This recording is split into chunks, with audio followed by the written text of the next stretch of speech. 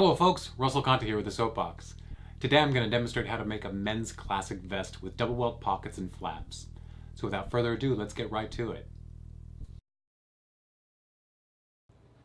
To prepare for sewing our garment, we're going to cut our pattern pieces out, prepare our interfacings, and tailor tack our button placements, dart placements, and pocket placements.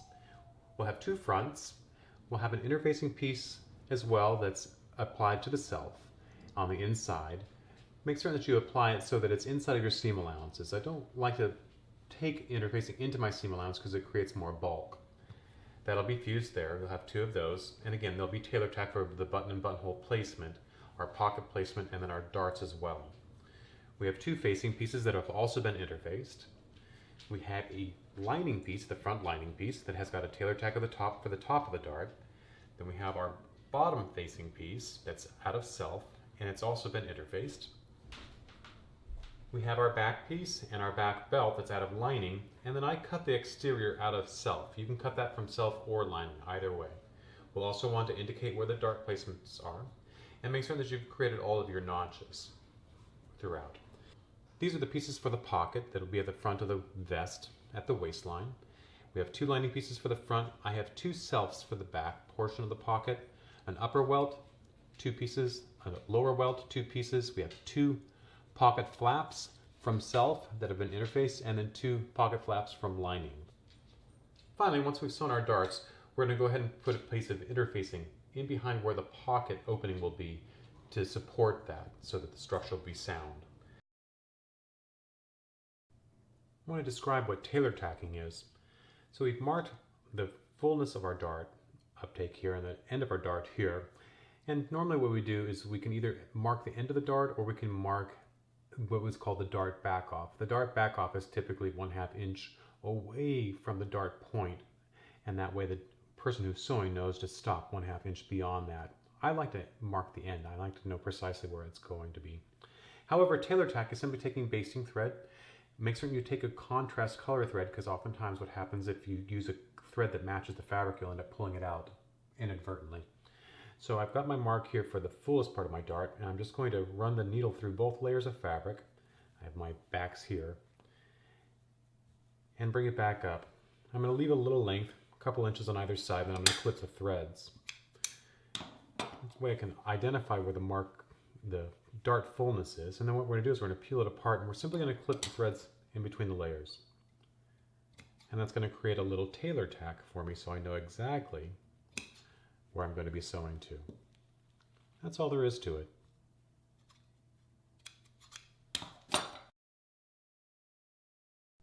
Preparing to sew our darts, we've made our tailor tacks to indicate the back off for the dart or the end of the dart. If it's the back off, it's going to be 1/2 inch behind or so 1/2 inch beyond.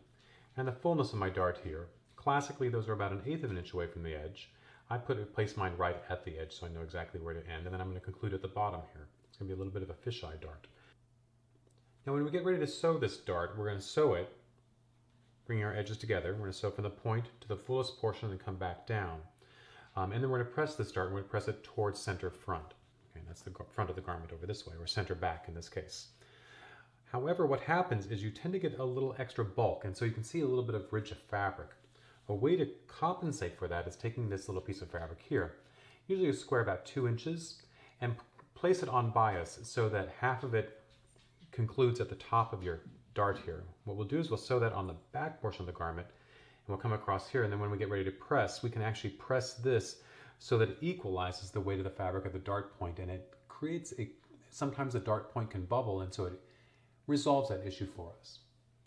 So in preparation for construction of our vest, we're going to sew our darts first. You can either sew from the point, or you can sew from the legs. It's a matter of personal preference, not a right or wrong. I tend to like to sew toward the point. I find it a bit more successful. We'll align our marks. I'm going to back stitch just a little bit, and then come forward.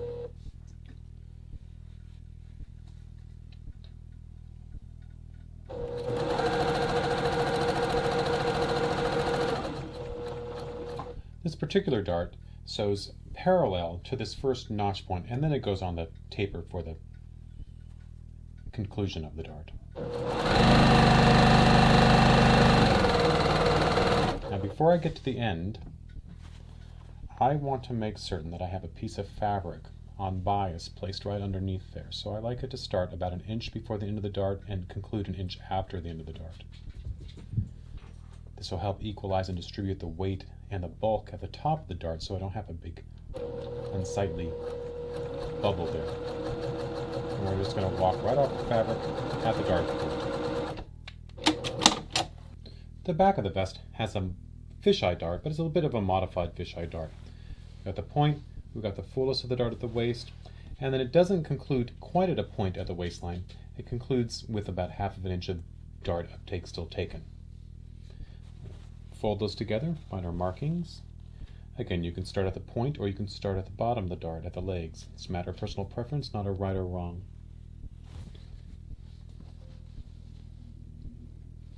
I'm going to start this time at the point, I think. I'm going to start this time at the point. And place my piece of fabric underneath there on bias. I want about half of it extending above where my dart concludes. When I'm starting at the point, I want to make certain I really get caught at the point of the fabric, right at the edge.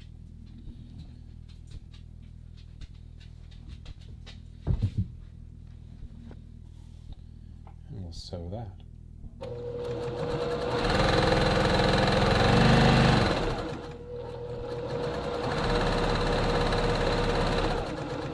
There's the fullest part of my dart at the waist, and we'll bring those dart legs together and sew toward the end.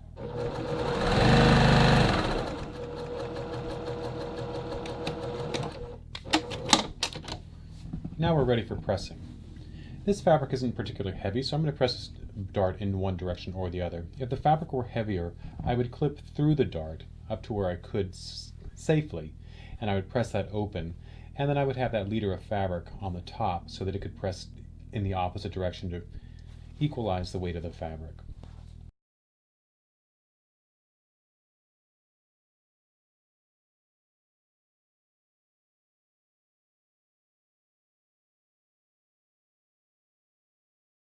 Now that I've pressed the dart toward the front of the garment, I've pressed that leader piece of fabric toward the back of the garment. What I'm going to do now is I'm going to trim this excess away, leave some at the top, and I'm going to clip into the top and fold that excess to the left. And that's what's going to help us equalize that weight at the top of the dart. Leave about 1/4 inch to 3/8. And again, right at the top of the dart, I'm going to clip to that stitching.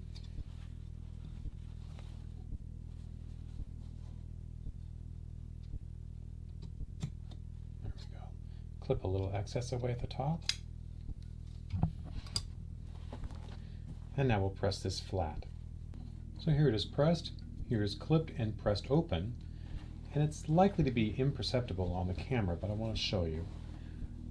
Now that it's been pressed, that dart point just disappears. It vanishes right into the self of the fabric. When sewing the darts into the lining, that little leader piece of fabric that we placed at the dart point for the self, we don't need to do that for the lining. It's lightweight enough not to create any additional grief for us, so don't worry about it. What you'll do is just simply sew your dart and then press your seam allowances toward center front or center back, depending on what you're working on. Once we've sewn our darts, we're ready to prepare our pockets. Now before sewing the welts for the pockets, we want to make certain we interface the placement of the welt behind the pocket. I typically take a piece of fabric that's an inch bigger all the way around. So think of it 2 inches wide by an inch longer on either side. In my case, these are about 4.5 inch finished welts. Now, before making the welt, if you're doing a double welt pocket without flaps, go ahead and construct. If you're working with a double welt pocket with flaps, make the flaps first. The reason we want to do that is it's not unusual for your flap to come up a little bit inconsistent to the size of the welt. We want it to be a little bit smaller than the welt, just snug, but that way we can determine the size that our finished welt should be once our flaps are constructed. I have a piece of self that I've interfaced. Again, I like to trim away my seam allowance on the interfacing so that it doesn't create more bulk. And I have a piece of lining. We're going to place these faces together and we're going to sew them together along the edge. The lining and the self are cut the same size.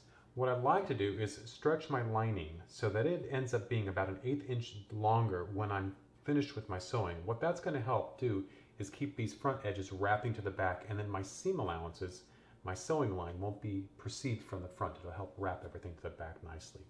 We're ready to sew our pocket flaps, faces together. I'm going to follow my seam allowance, which is 1/4 of an inch, and of course I'm going to backstitch the upper edge. Since I've trimmed my interfacing to size, I'm going to use that as my guide, so if my lining doesn't match up identically or myself is a little bit out, it's not a problem. We can trim that away, but my interfacing ends up being the perfect template for my pocket, and I want to sew right next to the interfacing but not on it. Now that I'm on the straightaway, what I want to do is I want to give a gentle tug to the lining. I want it to end a little longer than the self so that the turn of the fabric at the seam allowance wraps to the back. So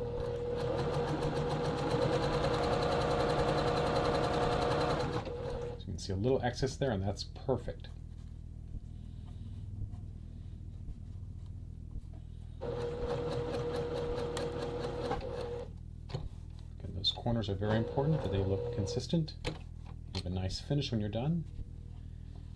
Make certain I keep that all accurate and lined up, and then I'm sewing right next to the edge of the interface.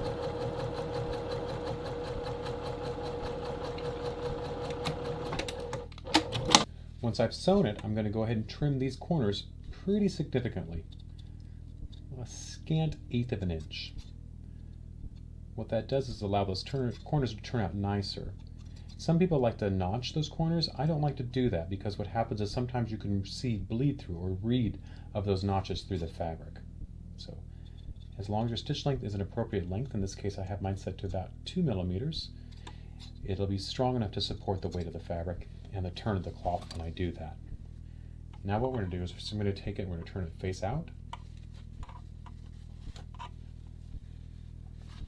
There we go. Corner comes out really nicely and cleanly immediately. And then by virtue of having stretched that lining a little bit more, it's going to pull the edge of the fabric to the back so that when that flap is in this direction and it's been pressed, you won't be able to see the lining fabric. We'll do that for each pocket flap.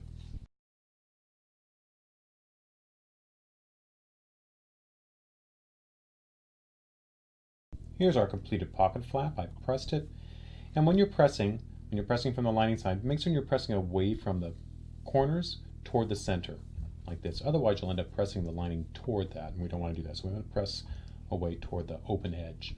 What you're going to find is once you're done, the open edge won't be clean. We don't care about that. Eventually, we're going to determine how deep we want this pocket flap to be. We're going to mark it, and we're going to place that up inside the welt. So this is all going to be camouflaged. Our pocket flaps have been sewn. We're ready to go. I'm going to indicate one is left and one is right. I have gone ahead and I've marked my welt opening line where I'm going to place my welts. And classically, the welt concludes 1 inch in front of the dart here. Now that may or may not line up with your Tailor tack. It should line up, but if it doesn't, don't worry about that. You simply want to make certain that it begins 1 inch in front of the dart. The back portion we don't really care about other than for the angle of descent of the pocket. So it goes up a 1/2 inch over 4 inches in this case. I'm just creating a line that traces that path. Now that I've got that, I'm ready for my pocket here. This is my right side, so that's going to go over here. I want my left over here. We're going to place it, and I want to place it so that I can see the chalk line just ever so slightly. Okay. I'm going to make another chalk line on the other side. That tells me how big my welt should be. Okay, and you can see in this case that my pocket should have concluded here based upon my projections. However, it's going to conclude a little bit further. Again, that's not a problem. We simply want to make sure that we make the welt the appropriate length for the pocket flap itself. Do the same thing for the right pocket. And in this case, it comes very close to where the Tailor tack is.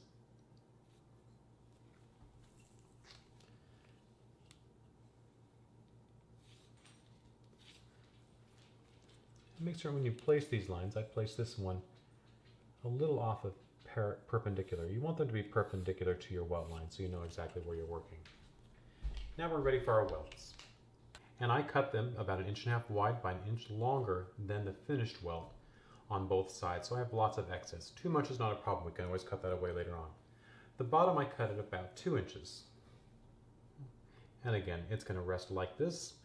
And the most important part of this process is it doesn't matter which one you sew first. We simply want to make certain that we sew to the ends of the lines and stop precisely. So I'm going to go ahead and indicate where that should be on my welt piece. And I'm going to start with my bottom welt first. And it's not a bad choice to baste these in place because they tend to want to move a little bit. But sew your first welt in place, either the top or the bottom, on both pieces, and then we'll sew the remaining piece thereafter. I've basted my lower welt into place. I have chalked the line at the top of the welt and the bottom of the welt, or the front or the back, depending on how you want to refer to it. And I want to make certain that this center line, the edge of the welt is nested right against that, and I'm sewing a 1/4 inch away from that center line. I like to start in a few stitches from the end, and then I back up first and I come forward. We want to make certain that end is very secure, and that we sew just to the end of the stitching, to that line. Don't go beyond it. It's very important to sew this accurately as well. We want the opening of our welt to look very polished and finished when we're done. The basting of the thread there just keeps the welt from shifting and makes it much more accurate. We're going to back up. Once we get to the other end, cut our threads and remove the fabric. Once we've done that, we can go ahead and take away our basting thread, and you can see that stitching through the interfacing on the back. One thing I didn't talk about on the interfacing when I interfaced the pockets is I didn't want to create more bulk in the dart, and so what I've done is I just clipped the fabric, pressed it on top, then opened up the dart, pressed it underneath there, so we had less bulk there. We'll do the same for the other pocket. Once we've sewn the one welt in place, we're going to go ahead and take the welt piping for the top and baste it into place, and then extend our lines so that we make certain that our stitches are absolutely parallel and they conclude at the same distance on either side. I've already basted them in place and they're ready for sewing.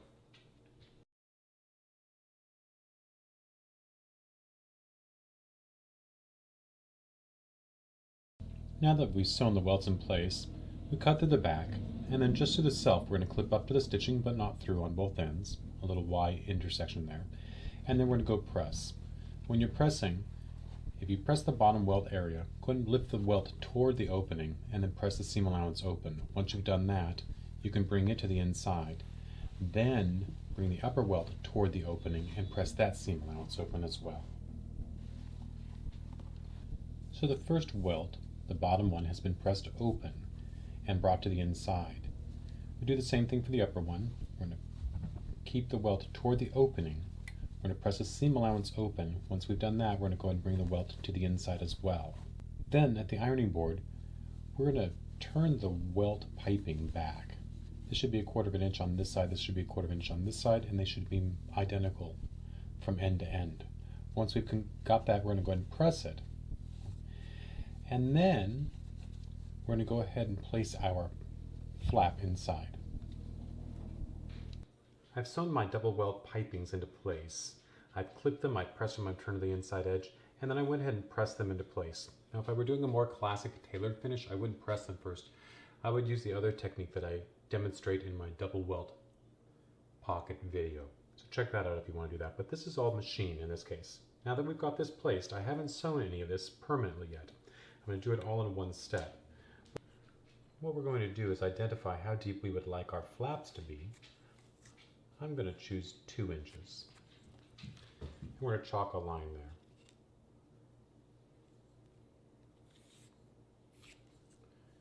Same thing for the other side.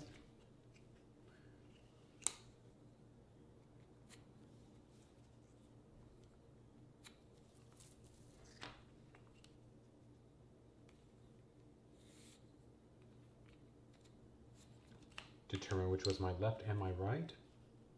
Here's my right one, here's my left one.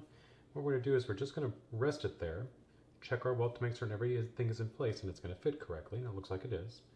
We're going to lift the upper welt up carefully because again it's not sewn yet, and place the flap right like that. Once I've got my pocket placed, I'm going to go ahead and baste it into place for a temporary hold right in the middle of the welt.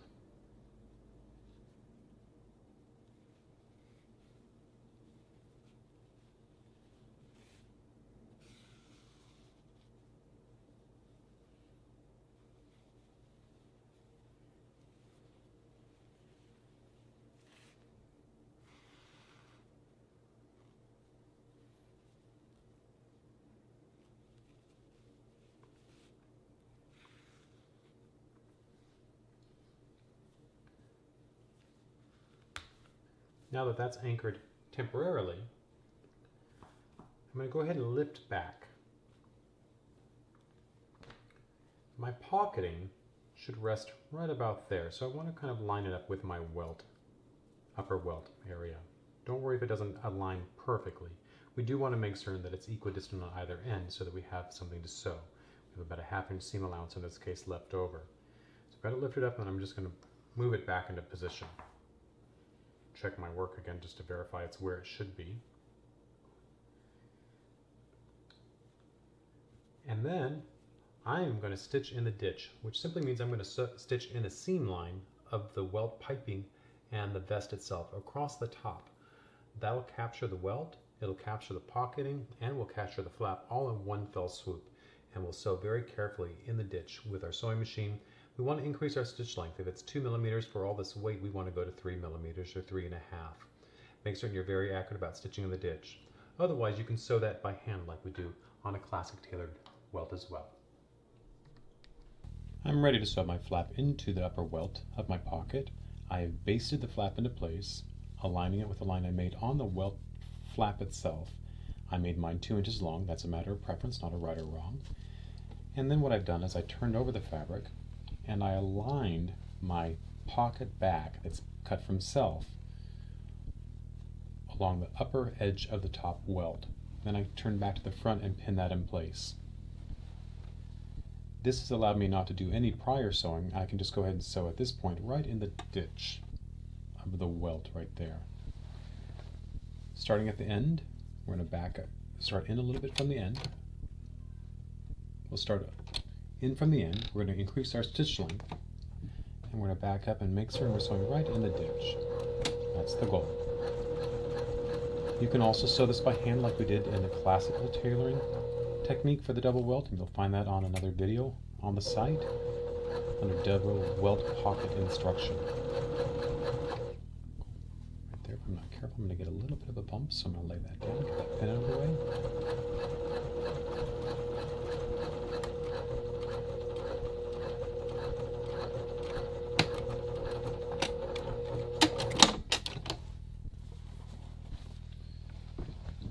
And just like that, our welt is sewn into place.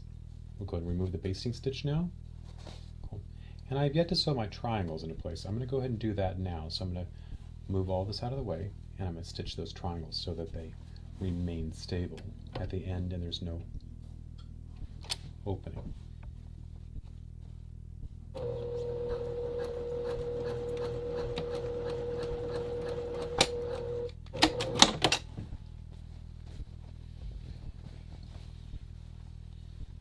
Do the same thing on the other side.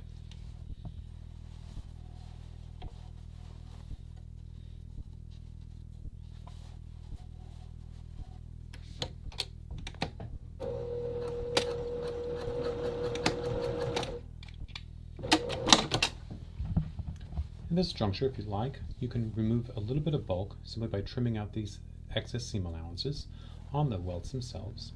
At this juncture, we've sewn everything into place. We have one more piece, that's the front of the pocketing, and that's going to attach to the bottom welt piping. We'll sew that, and then we'll sew to connect the two front to back.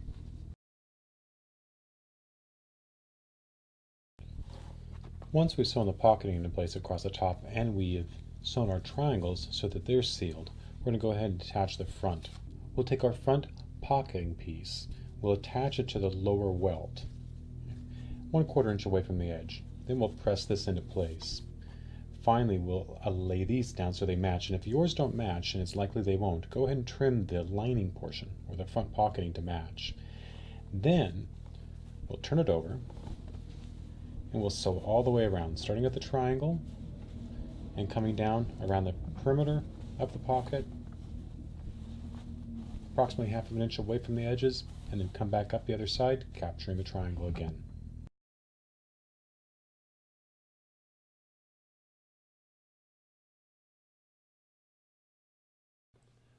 What you see here are our lining pieces. Our darts are already in place.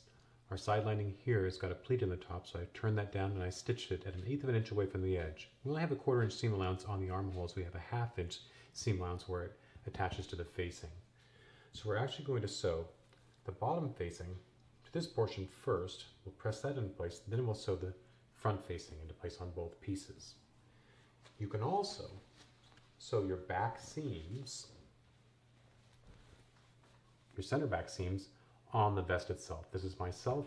Yours might be lining or it might be self, but in my case it's self. We're going to sew the center back seam all the way down and then we'll press the seam allowance open. I like to actually leave a 1/4 inch at the bottom. It makes turning this corner here at the end much easier. You can also sew the lining back. There is no pleat in the back on this one. We can sometimes put a pleat in, but in this case I did not. And we'll go ahead and sew this the same way we did the front. We're going to press the seam allowance open. Then I suggest that you open up about 6 to 8 inches toward the bottom. We're going to turn the vest through that later on. Finally, we have our belt pieces. What we want to do is we want to take these long edges together and sew them. Before we do that, however, we want to take a long loop of thread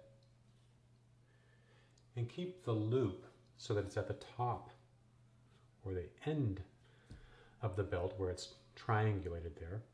That's going to create a little hook for us to be able to pull this face out later on. But we'll go ahead and take this, the long raw edges together. Carefully don't capture the thread as you're sewing it. So along the 1/4 inch line here, okay? Then we're not going to machine press it yet. We're simply going to finger press to flatten out the top. So this is what it looks like, and once you turn this over, you can flatten that out, and then we'll sew through the triangle, up to it, pivot, and come back down. That'll close that off. We'll clean this up, and then we'll pull it right side out with that loop of thread that we put in there so cleverly for ourselves earlier. Then we'll press these into place.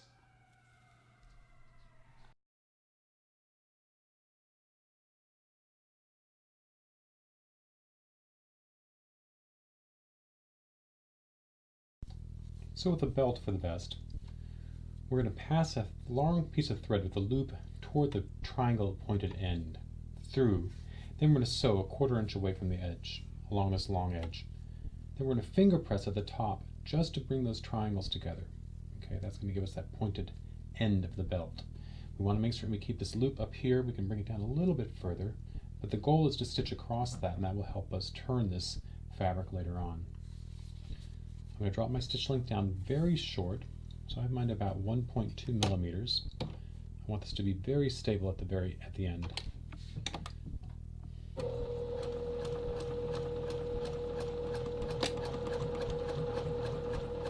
Right at the intersection of the seam, I'm going to drop the needle and I'm going to pivot to go down the other side.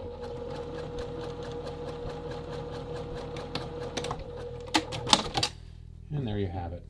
Now, I'm going to go ahead and pull on this thread to bring the loop down to the point. Okay. Then I'm going to trim the excess fabric away so this turns nicely. Be very careful you don't capture that loop inside, so check for it to verify you're not trimming through it. But as long as you give it a nice yank and you keep it real stable against the thread end, you should be fine. But if we don't do this, we're not going to get it to turn as nicely as we'd like. Get any additional bulk out of there. And now we're ready for the turning. A little moisture on your fingertips is helpful. Just hold this end and then just start to help it follow through. It can be a little awkward at the very beginning to get it to start, but once it starts, it's actually pretty straightforward. Be careful you don't put too much tension on that thread. We don't want to break it.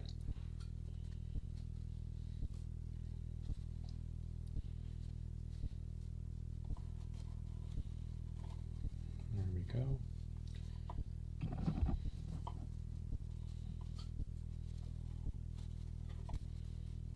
A little bit at a time. Don't try to do it all at once, then you'll get a big ball of fabric inside and it's hard to manipulate then.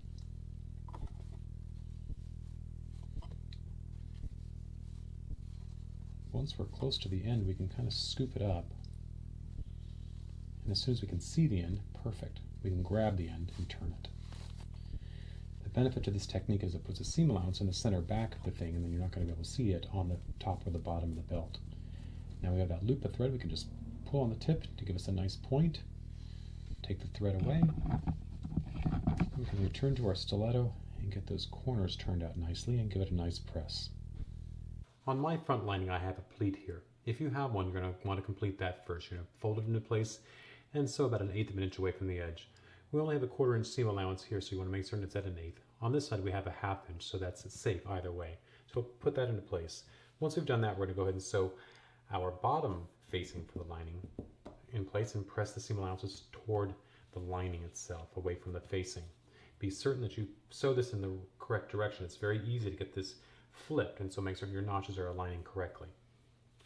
Here, once we've done that, we'll go ahead and sew the front facing to it, and then we're going to press the facing toward the lining as well. Once we press it toward the lining, we want to go ahead and clip the seam allowance right here on the facing portion, the front facing, so that it can open up. We can reduce bulk in this section that way. Otherwise, we have a lot of bulk right at this corner if we leave it in that direction. So we simply clip and let this open up and give it a nice press. What we need to do now is connect our shoulder seams for the lining. So we'll do that and press the seam allowances open. We'll do the same thing for the self, or the face of the garment. Okay. Now I'm getting ready to connect my shoulder seams for the front and the back lining pieces. The seam allowance is 1/2 of an inch.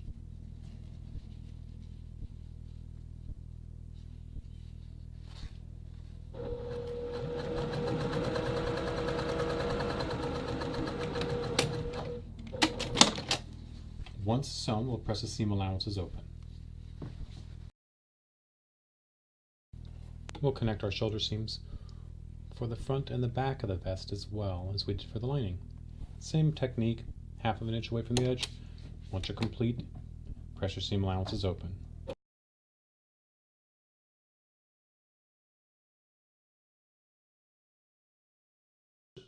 Once we've sewn the shoulder seams and pressed the seams open, then on the lining, we're ready to sew the side seams and press them open. However, on the self fabric, the outside, we want to make certain that on the back we place the belts first. So we're going to place the belt at waistline, we're going to baste it here and baste it here, and then I put a basting stitch right in the center just to hold them up and out of my way. I'm going to anchor it with a sewing machine real close to the edge there, and then when I get ready to sew my side seams, I'll go ahead and sew them at 1/2 of an inch and press those seam allowances open. There's a couple different ways to finish these. You can sew along the edge here, come down through the dart stitching, and then come back across. Alternately, I like to actually just stitch it right at the dart line. I like that finish better. But a matter of personal preference, again, not a right or wrong. I've hand basted my belts in place. I'm going to go ahead and tack them with the sewing machine just to make them more stable.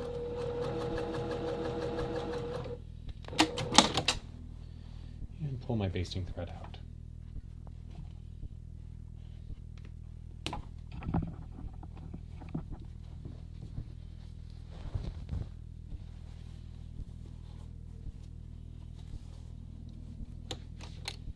Our seam allowance is 1/2 of an inch, so anything inside of that is quite fine. I tend to do mine at 1/4 of an inch, just makes life easier that way. Great. Now that we've done that, we're ready to connect our side seams.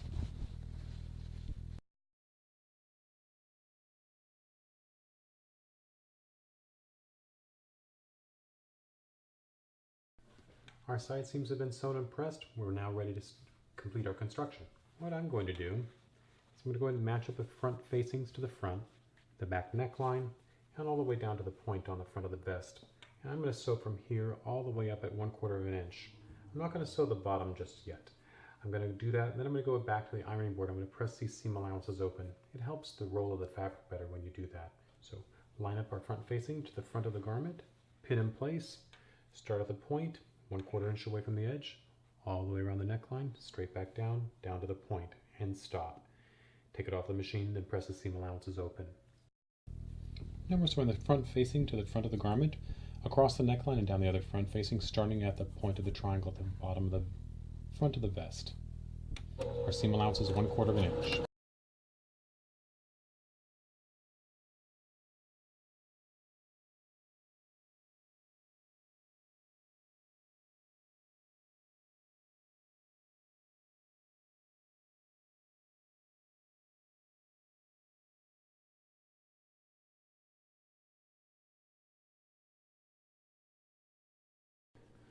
Once we've sewn the front seam from this point all the way around down to this edge, we're going to take it, we're going to press all the seam allowances open from the inside.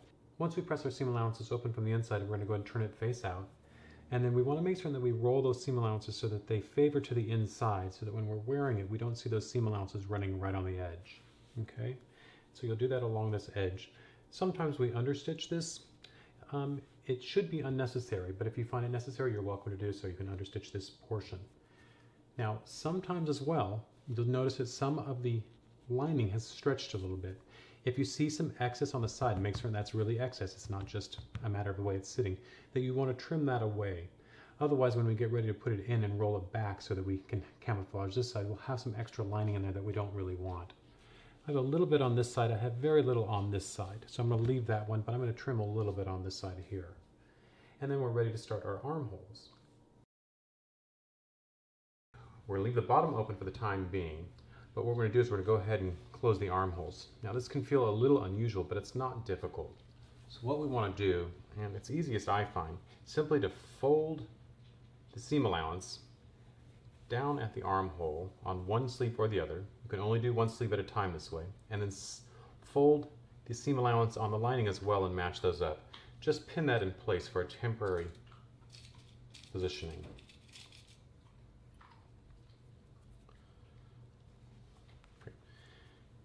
That secures the edge so that when we turn it inside out, to get to it, we know where we're going. Now we're simply going to go inside, find that position. Now we can go ahead and unpin that, bring the raw edges together at the same location, and pin the perimeter of the armhole in place. Remember, our seam allowance is 1/4 of an inch. And you want those joining seams for the front and the back to match up nicely. Like I said, it's going to feel a little awkward, but just go ahead and pin all the way around.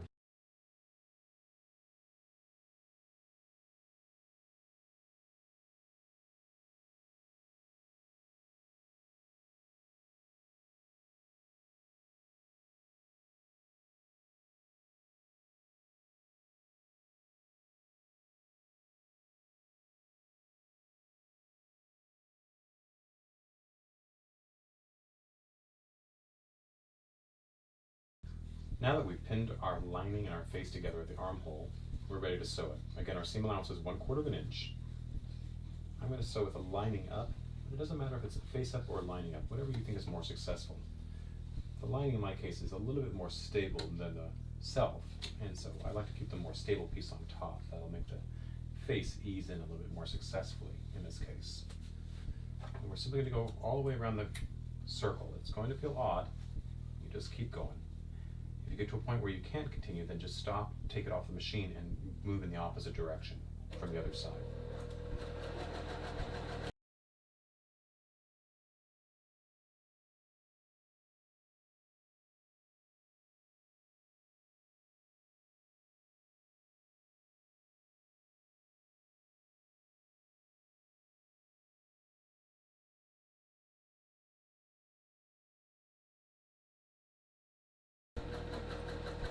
Right now I'm about as far as I can go comfortably. I'm going to go ahead and backstitch,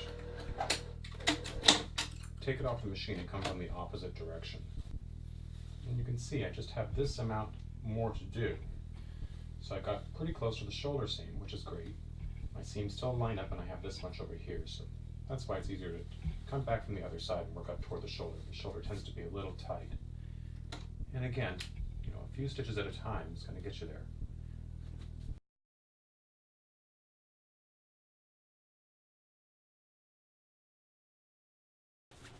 Now that we've sewn it all the way around the curve and it looks very odd, we're going to go ahead and turn it face out now.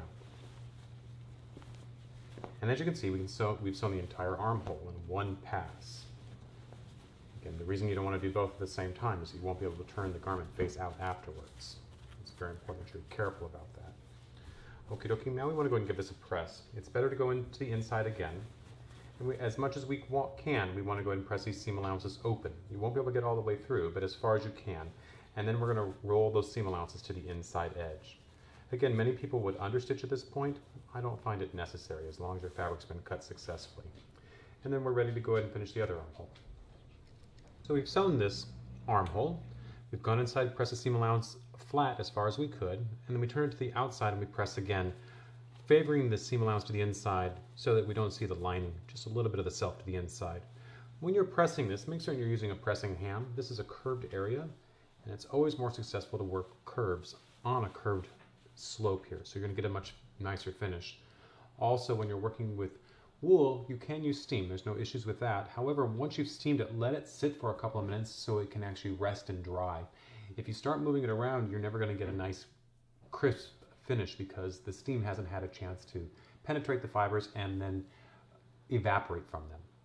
Now we're ready for the other armhole. We're going to do exactly the same thing we did before. We're going to take the side seams, we're going to fold them to the inside as if they were a finished seam. I'm going to pin that in place. Once I've done that, I'm going to reach inside.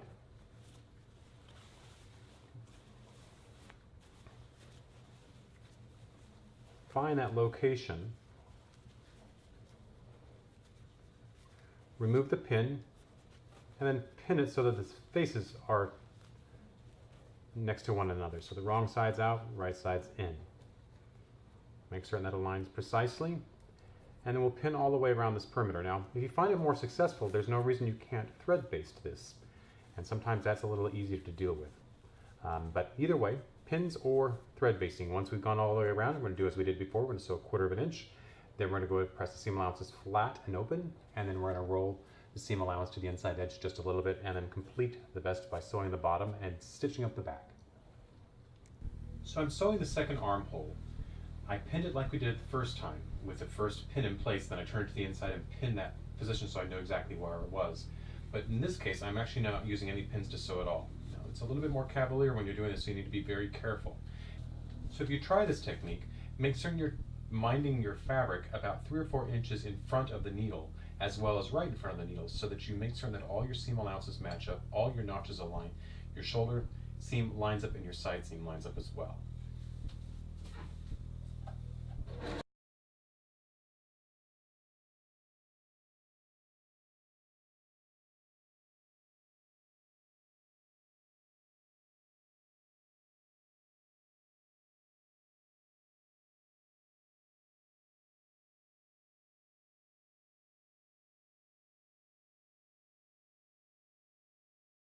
We've sewn both armholes, they're pressed, and we're ready to close up the bottom.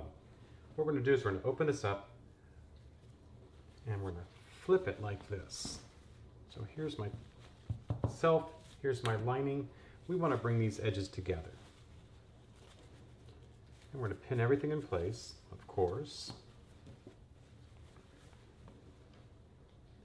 And I find the most difficult part of this is we're going to sew from here to this position here, but this little V notch on the back, it's very important that you sew precisely to the seam allowance right here and stop. It's actually a little bit better if you stop like a stitch or two short of that.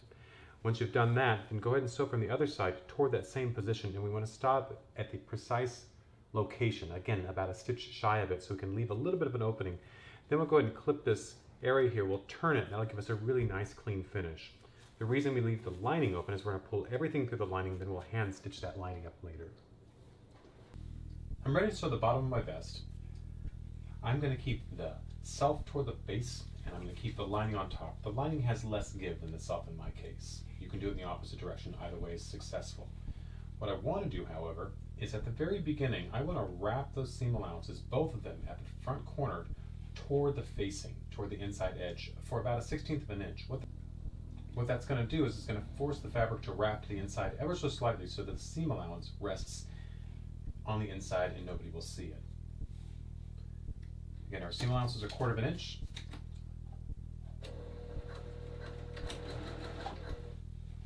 and make certain that all your edges align.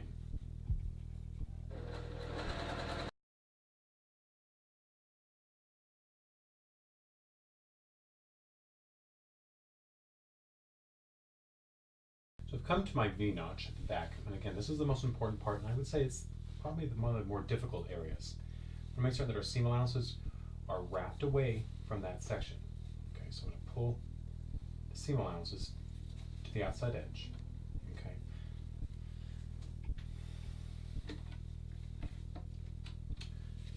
So I've come to the point where I need to pivot to sew my V-notch in the center back of the garment. I'm going to leave the needle in the fabric, I'm going to pivot my position. And again, I would say that this is one of the more fussy areas to sew. You want to make sure this is really accurate. I'm going to make sure that my raw edges align. I'm going to bring my seam allowances away from the sewing line. And then I want to sew right to that stitch.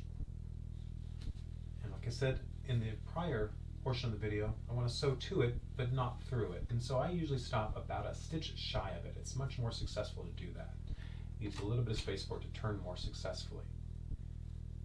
Make certain your seam allowances are drawn out of the way.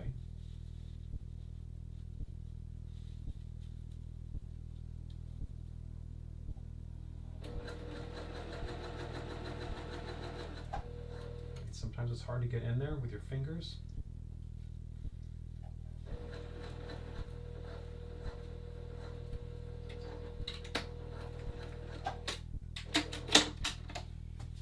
And that's what mine looks like. I've got a little bit of a space right there. That's going to allow it to turn more successfully when I sew the opposite side. Now we're ready for the other side.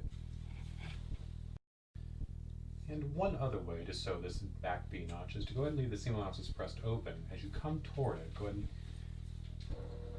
sew right to the intersection.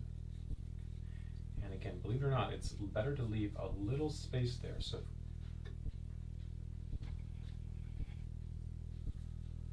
keep this pressed like that so that it aligns with the other notch. I'm going to come straight up right to the intersection and drop a stitch right off the edge. And I'm going to pivot and complete my stitching.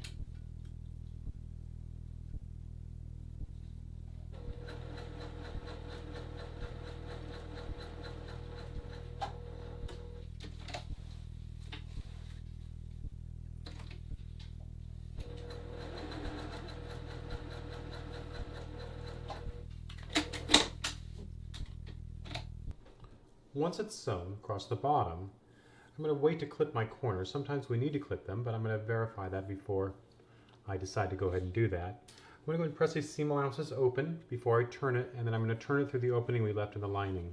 Just going to grab for one side, pull through, grab from the other side and pull through.